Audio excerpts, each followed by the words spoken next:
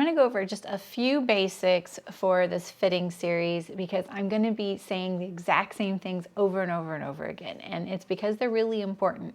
I know I sound like a sewing teacher right now, and I apologize, but I just really want to underscore that some of these things are really important to pay attention to if you want good results and you don't want to get to that stage where you're sitting at your sewing machine, finally past all of the fitting, you've cut it out in your real fabric, and things don't sew together. That's why we're here.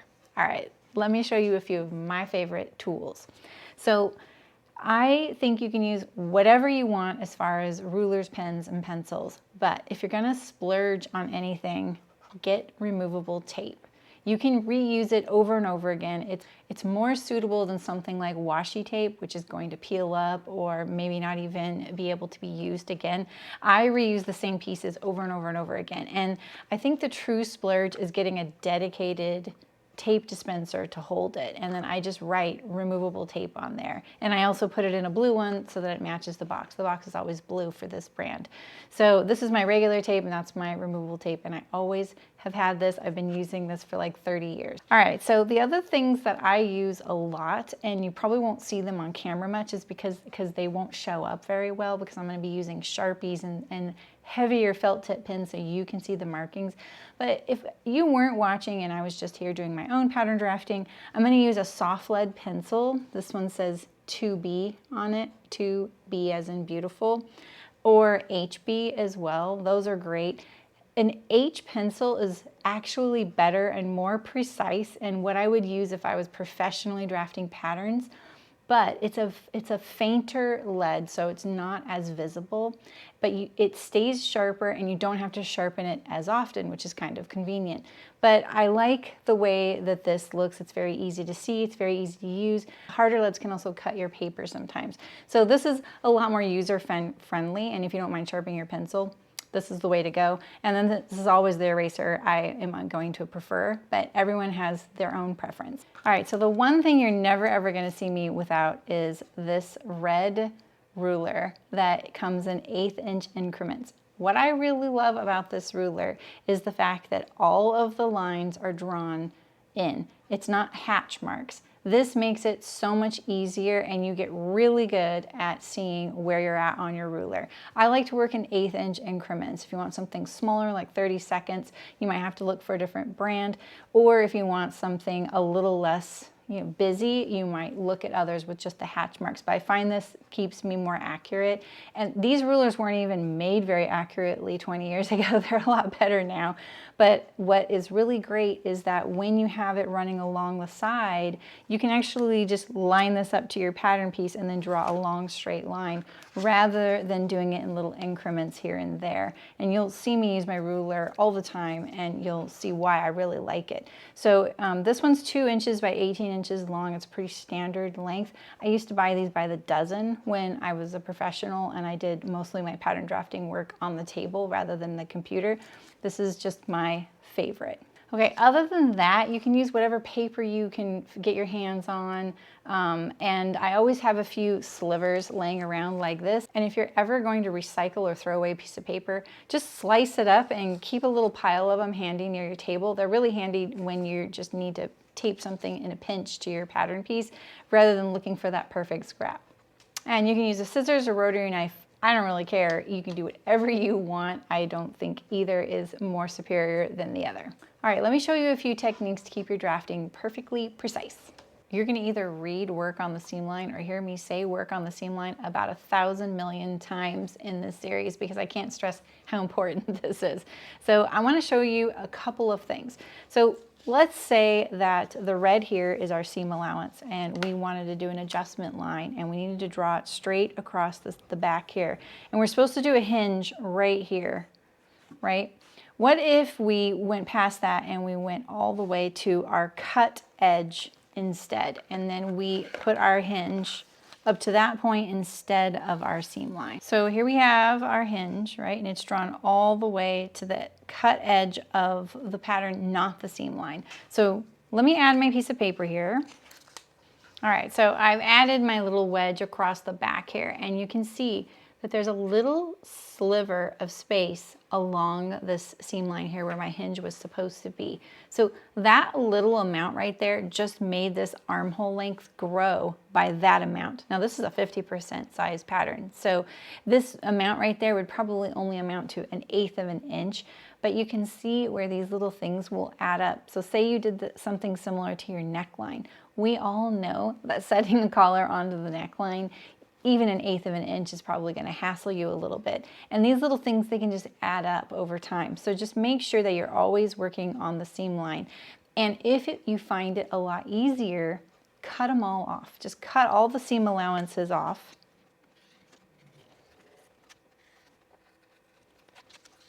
There we go. And now let's get this back on track. Pivot it on the hinge there, just like that.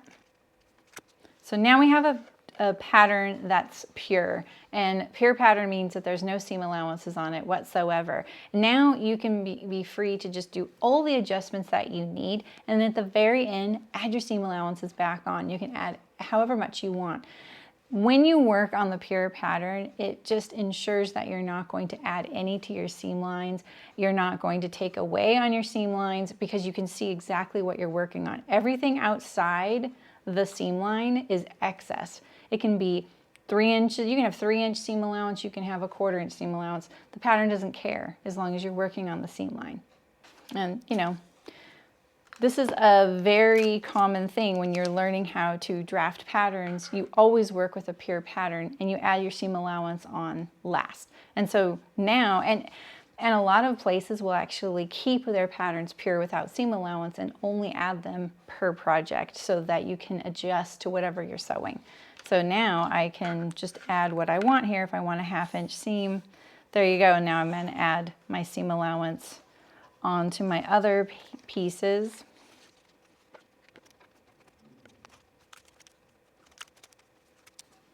Just like that. And now we can add all of our seam allowance parallel to this edge. Let's say we just want a 1/4 inch at our shoulder, but 1/2 inch everywhere else. 1/4 inch here. You can do whatever you want, whatever you find is the easiest to sew with, especially with the fabric that you're working on or the location of where you're sewing. All right, so there we have our new seam allowance. And once we trim that off, we'll have a pattern that has all of our fit changes without any alterations to the actual pattern itself. Oh, there we go.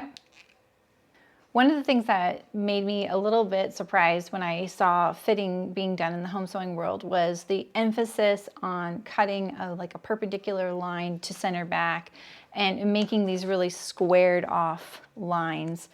And it's not that that's incorrect at all.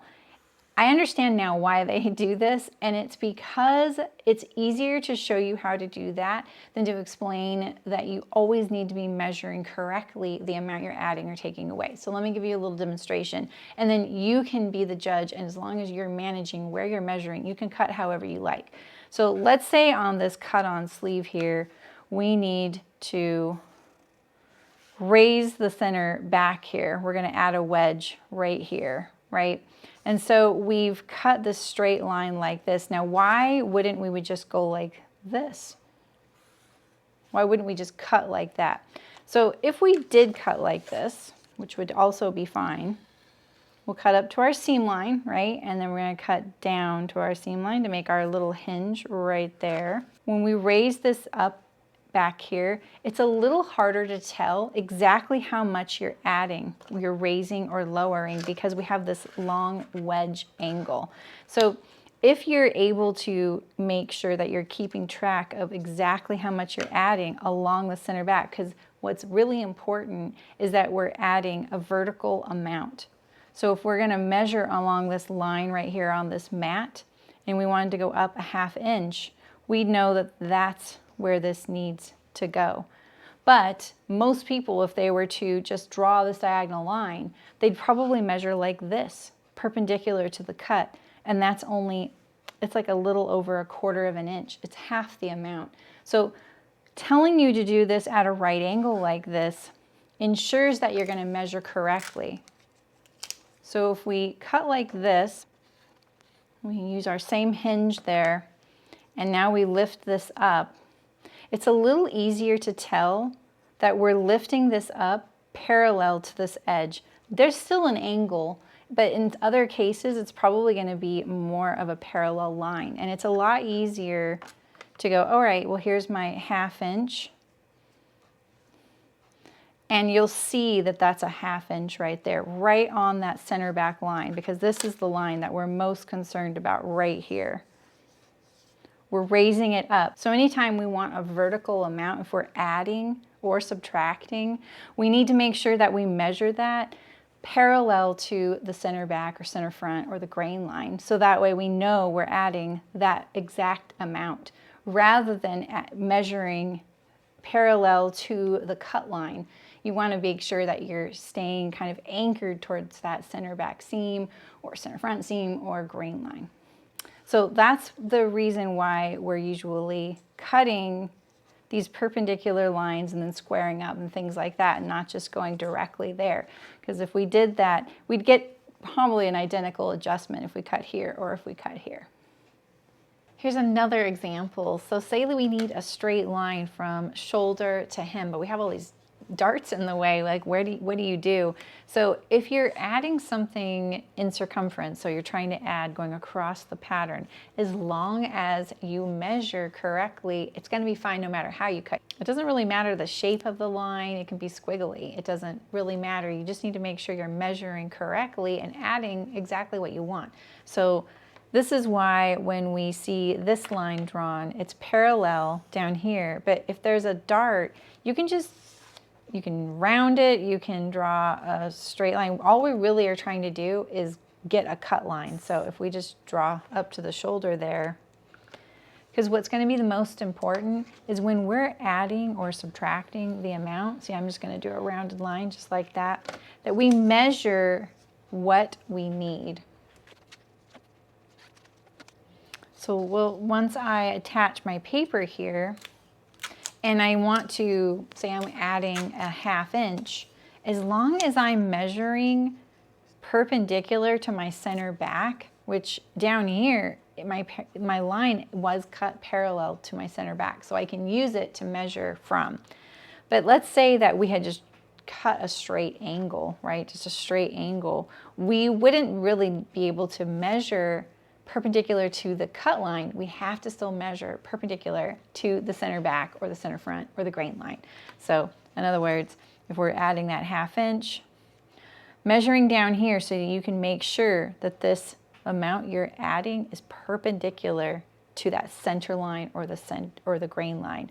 And you can see when you do this that the amount at the shoulder is going to be a slightly less amount up here.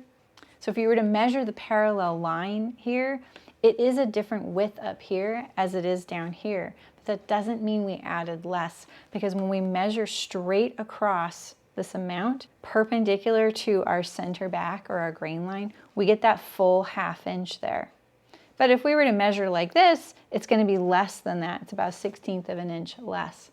So that's why I say when you're cutting this line, it doesn't really matter how you cut. It really matters where you measure, and it's a lot easier to tell people to cut their line parallel to their grain line so that it's a kind of a good anchor, and then it doesn't get you into trouble later, and it's less explaining overall.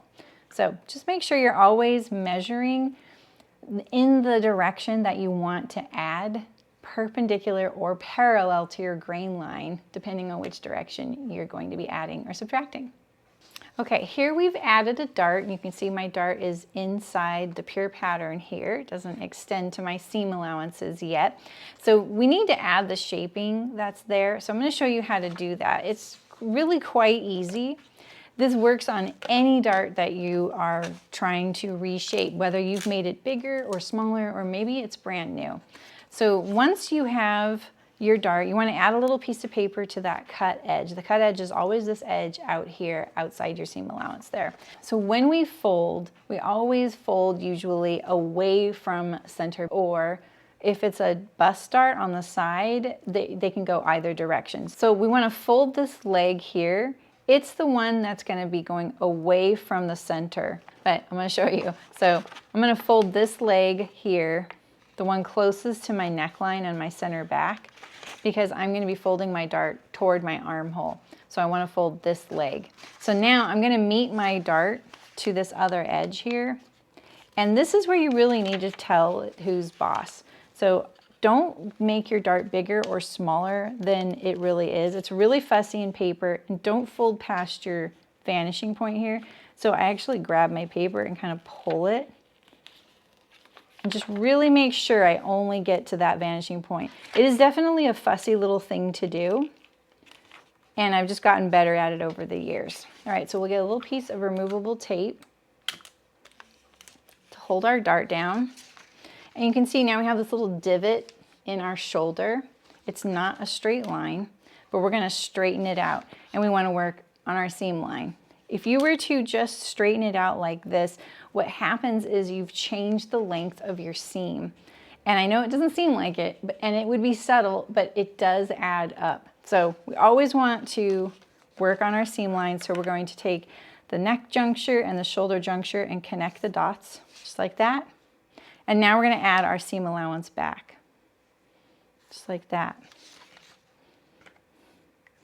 And with the Sharpie too, it doesn't look like it would be that inaccurate, but if you were using a really fine point pencil, something that was actually accurate, you would notice how inaccurate it would be if you just used your raw edge. All right, now we're just going to trim this. And remember, we fold it away from our neck, so our fold line is right there. I trim off my ink because that's excess. And now I can just lift up this piece of removable tape, and I usually just store it on the edge of my tape dispenser. And there we go. Now we've added that little bit, and your last step is to extend your dart leg all the way to the cut line. So we'll go all the way out there. And I like to line up my ruler and make sure that it's getting straight, because otherwise you might end up making your dart smaller than you plan to. So you need to make sure that your dart is the full amount that you need it to be when it's on the seam line here. Everything else, so this is wider than there, but that doesn't matter, because once it's sewn, it's going to be the correct amount. And that's how you reshape your dart. The last thing that I want to show you that you're going to have to do a lot of once you've made fitting changes is make sure your seams still match the seam that sews to. So here we have this back cut on sleeve, and I've added this upper back wedge here. So what's happened to this now, if I were to lay this on the front, is that the shoulder seam here is too long for the front, and the side seam doesn't match either. Now, cut-on sleeves can be particularly confusing because you think, wait a minute, if I chop off my sleeve here to match, I'm changing the length of my sleeve. You aren't though, we're just putting it back to where it was because we really wanted this wedge only in the upper back. So what I want to show you with this example here is how to blend your seams. So the first thing you're going to do is you need to straighten out your shoulder seam. And what do? We work on the seam line. I'd need a slightly longer ruler, but we're going to connect our 2 points there, and then add our seam allowance. All right, so there's our shoulder seam. And so now let's blend in our underarm here. We've got a nice jog. So which one do you choose? It's kind of hard to tell. So the way I look at this is what we're adding, right? And this is what our shirt was, and we liked this down here. So we're gonna try and blend it to this because this was the thing that we knew was okay. So we're gonna blend on the seam line, just like that. And then we'd add our seam allowance to that new blended edge. So now the only thing we now have to worry about is that our back doesn't match our front shoulder or side seam. So let's trim this little bit of excess here.